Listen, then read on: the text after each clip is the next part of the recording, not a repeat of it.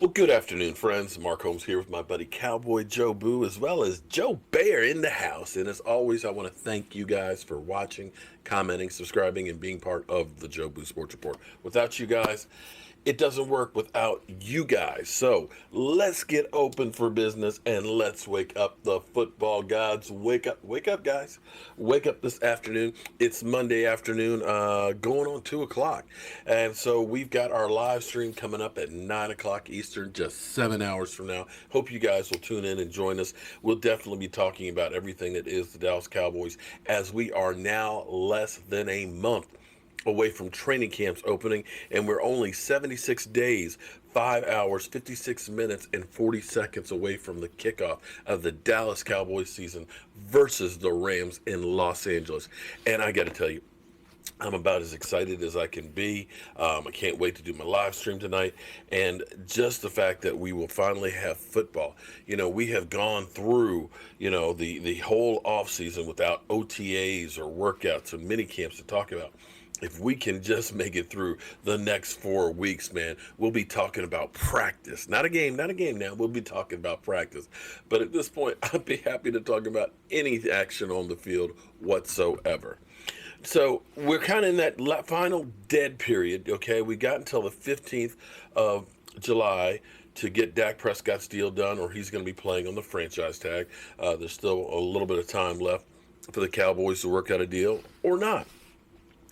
But the thing I want to actually focus in here on this video, and I know that this is going to get a lot of hate from you Eagles, and especially from you, Philly.500.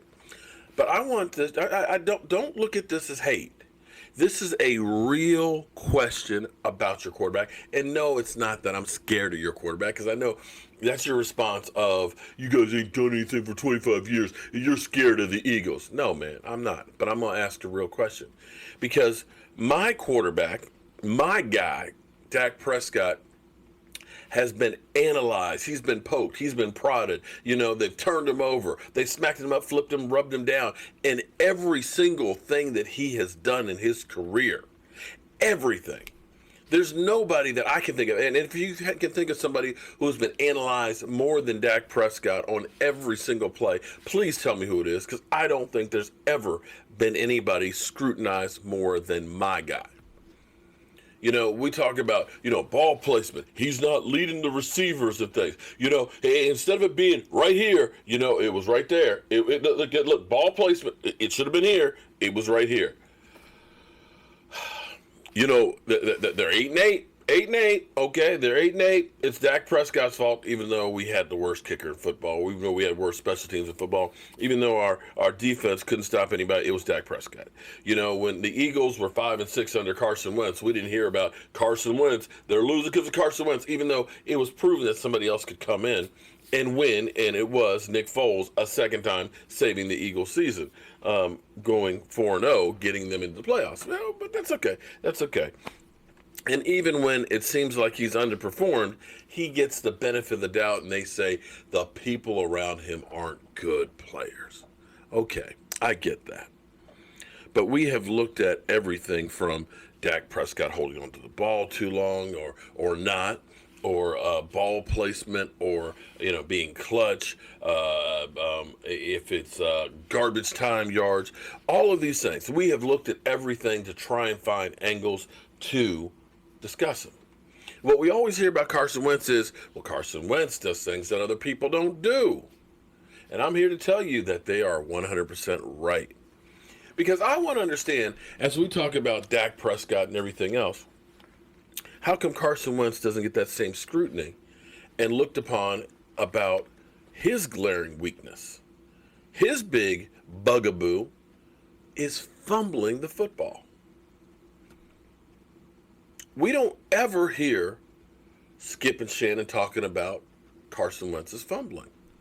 We don't hear the first take guys talking about Carson Wentz's fumble.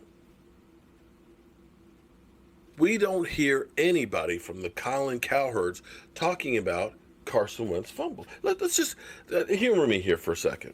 Okay, let's just watch. These are some of the fumbles, some of the 17 fumbles that Carson Wentz had this past season. He was only second to Daniel Jones in fumbles. Let's take a look. Come on, humor me now. Humor me, because some of these don't seem like they were just great plays by the defenders. Some of it seems like ball security, that he's not really holding on to it really, really well, and that he's just got it out there. Some of these look like he's holding on to the ball and doesn't feel pressure and understand it's time for me to latch onto that football so I don't lose it. You know what I'm saying? Some of these are definitely on the quarterback. You got to feel the pressure and understand it's time for me to get out or get down and get two hands on the football. You know what I'm saying? You just got the ball. Look at this. Oh, okay. I'm not even sure that the defender touched the ball on that one. And see, when you have 17 fumbles, look at where you're letting go of the football. It's usually giving the other team great field position and an extra opportunity to score. You know, turnovers are one of the biggest statistics out there in football. When you turn over the football more than the opponent, your odds of winning the game go down. They literally go down. Because now, after you fumble this ball, here's what happens. You know, I'm on the defense, man. We on the sidelines drinking some Gatorade. We're talking to the coach about, you know, what we need to do. Hey, we stopped them, you know. I mean, you know, we're good. Our offense got the ball. We can catch our breath. Then all of a sudden, defense. What? Where's my helmet? Oh, shit. We got to go back out there. And this is where big plays happen to your team, on those turnovers. So I go back to my original premise. Why is it nobody talks about Carson Wentz's big? I mean, if Dak Prescott fumbled second most of them, and then what? But hold, let me back this up. Carson Wentz has fumbled 48 times in 4 years, and understands he hasn't played in every game. This was an article from during the season last year. In 4 years, Wentz has been in the league. He has fumbled 43 times in 53 games. This was early. This is only when he had 11 last year. He added 6 more after this article came out, okay?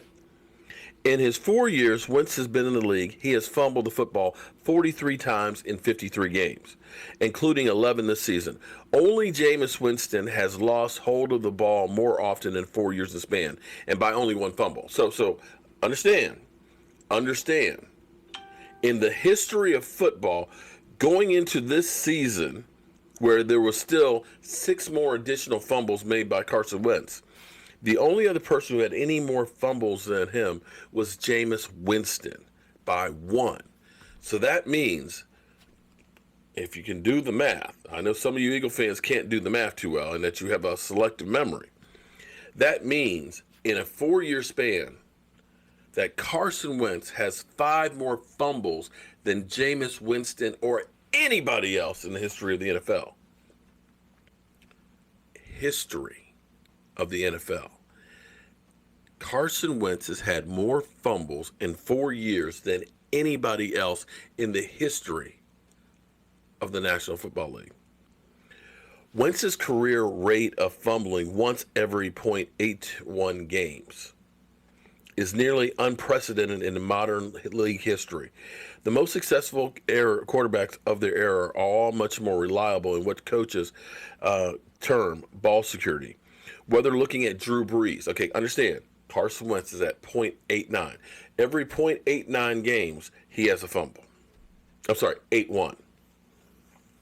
Whether looking at Drew Brees, .39, Tom Brady, .43, Aaron Rodgers, .46, or even more mobile quarterbacks who seem to be at more risk of fumbling, such as Russell Wilson, .62, Deshaun Watson, .56, or Lamar Jackson at .63. So we're talking about quarterbacks that run the football more than Carson Wentz. You expect a running quarterback to fumble the ball more than a pocket passer. Whatever the underlying cause, delays or too long in the pocket, not protecting the ball properly, losing grip is the real problem, and one of the areas Wentz has to develop and hasn't improved since he was a rookie. Just this season, his 2 lost fumbles early against Dallas, staking the Cowboys to a 2-touchdown lead, and lost 2 more on the short drives in a 17-9 loss in Seattle. The margin between good teams and great teams in the NFL is too thin to continually give the ball away. Yeah. And and this right here from the Philadelphia Inquirer, I believe. This was early on in the season, but it's the truth. The difference in the game for the Cowboys in the first game where we went 37-10 are takeaways. And you cannot turn over the ball like that on a consistent basis. So I'm curious why, as we microanalyze Dak Prescott, why we never hear these kind of things about Carson Wentz and doubts of it. I'm not even going to put out there his availability, which has also been an issue as well. So I'd like to get a response from you, Philly.500, on why it is nobody talks about this. Well, I'm going to talk about this some more tonight, and I'm sure I'll get a response from Philly.500. I'm Mark Holmes, and well, we like to stir the pot up in here. I'll talk to you guys later.